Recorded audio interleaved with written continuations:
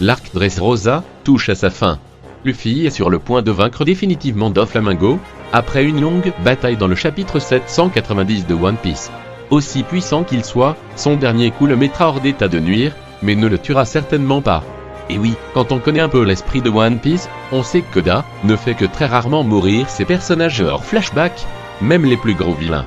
En fait, les deux protagonistes importants du manga à avoir succombé, et on s'en souvient très bien, sont Ace et Barbe Blanche.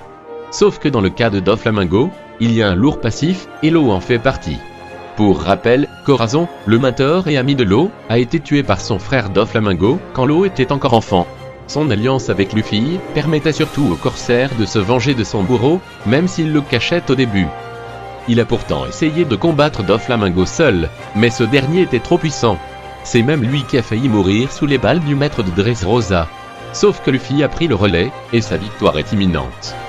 Doflamingo se retrouvera donc à la merci du premier venu. On sait que l'eau ne restera pas sans rien faire.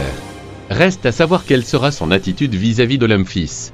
Sa rancœur va-t-elle lui faire commettre l'irréparable? Si on devait spéculer un peu, on dirait que l'eau va tenter de tuer Doflamingo, mais qu'un personnage charismatique au hasard Luffy va l'en empêcher avec de belles paroles. Cela respectera l'esprit du manga, même si dans One Piece, il faut s'attendre à tout. Dans tous les cas, la fin de l'arc Dressrosa marquera certainement le retour de personnages importants du manga. Selon vous, quel choix le va-t-il faire?